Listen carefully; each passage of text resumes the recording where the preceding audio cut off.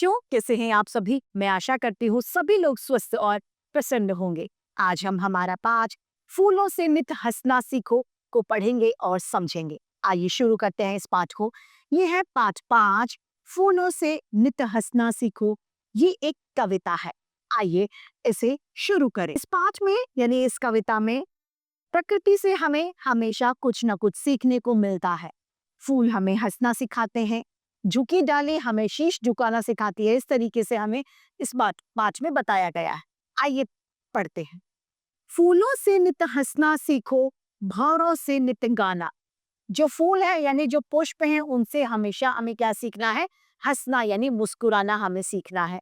भंवरे जो हैं, उनसे हमें नित यानी रोजाना गाना यानी प्रसन्न रहना सीखना चाहिए। तरों की झुकी डालियों से नित शीश सीखो शीश झुकाना। तरु यानी पेड़ की जो झुकी हुई डालियां हैं, वो हमें क्या शिक्षा देती हैं कि हमें किसी के सामने झुकने में किसी तरीके की शर्म या हिचक नहीं होनी चाहिए। हवा के झोंकों से लो कोमल भाव बहाना, यानी हवा के जो झोंके हैं, उनसे हमें क्या सीखना चाहिए? अपने हृदय में कोमलता के भाव को रखना। दूध और पानी से सीखो मिलना और मिलाना।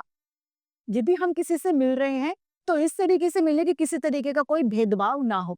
जिस तरीके से हम दूध में पानी डाल देते हैं तो हम चाहकर भी उस पानी को अलग नहीं कर पाते, उसी तरीके से हमें भेदभाव मिटाकर किसी से मिलना चाहिए। सूर्य की किरणों से सीखो जगना और जगाना। जिस प्रकार सूर्य की किरण, सूर्य स्वयं उदय होते हैं तो दूसरों को भी जगने की प्रेरणा देते हैं। उस तरीके से हमें सूर्य को देखना चाहिए। लता और पेड़ों से सीखो सबको गले लगाना।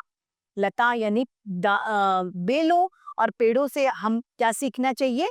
सबको गले लगाना। किस तरीके से? लता यानी बेल पेड़ पे चारों तरफ लिपट जाती है, उस तरीके से हम लता से क्या सीखते हैं? सबको गले लगाना यानी परस्पर प्रेम भावना को बढ़ाना। दीपक से सीखो जितना हो सके अंधेरा हरना।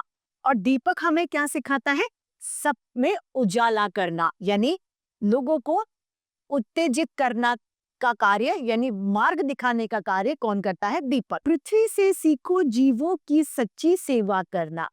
पृथ्वी यानी हमारी जो मातृभूमि है, उससे हमें क्या सीखना है? जीवों की सेवा करना हमें पृथ्वी से सीखनी है। जलधारा से सीखो अपने जीवन पथ पर बढ़ना। जलधारा यानी जल की धारा जो होती है, नदियां जो होती हैं, उनसे हमें सीखना है निरंतर चलते रहना। और धुएं से सीखो हरदम ऊंचाई पर चढ़ना। जिस तरीके से धुआं ऊंचा उड़ता है, उस तरीके से हमें भी ऊंचाइयों में चलते रहना है। मछली से सीखो स्वदेश के लिए तड़प कर मरना। जिस तरीके से मछली पानी के बिना जीवित नहीं रह सकती, उसी तरीके से हमें मछली से सीखना चाहिए कि हमें अपने देश से इतना प्रेम होना चाहिए, यदि हम देश से बाहर चले जाएं तो हम तड़प कर मर उठे। अपने देश से इस हद तक प्यार करना चाहिए। पतझड़ के पेड़ों से सीखो दुख में धीरज धरना। पतझड़ जब होता है तो पेड़ से पत्ते टूट जाते हैं, उस समय पेड़ एकदम नंगा हो जाता है, लेकिन उस समय भी पेड़ अपना धीरज यानी धैर्य नहीं खोता। तो उसी तरीके का धैर्य हमें विपत्ति यानी कठिन समय में अपने सामने रखना चाहिए। इस सुंदर सी कविता की रचयिता है श्रीनाथ सिंह। आइए इस कविता को फिर से एक साथ दोहरा ले। फूलों से नित हंसना सीखो, भौरों से नित गाना। तरु की झुकी डालियों से नित सीखो शीश झुकाना। हवा के झोंकों से लो कोमल भाव बहाना। दूध और पानी से सीखो मिलना और मिलाना। सूरज की किरणों से सीखो जगना और जगाना। लता और पेड़ों से सीखो सबको गले लगाना। दीपक से सीखो जितना हो सके अंधेरा हरना। पृथ्वी से सीखो जीवों की सच्ची सेवा करना। जलधारा से सीखो अपने जीवन पथ पर बढ़ना। और धुएं से सीखो हरदम ऊंचाई पर बढ़ना, ऊंचाई पर चढ़ना। मछली से सीखो स्वदेश के लिए तड़प कर मरना। पतझड़ के पेड़ों से सीखो दुख में धीरज हरना। तो इसी के साथ ये सुंदर सा पाठ समाप्त होता है। मैं उम्मीद करती हूँ सभी को ये समझ में आया होगा। आज के लिए इतना ही, फिर मिलते हैं। धन्यवाद।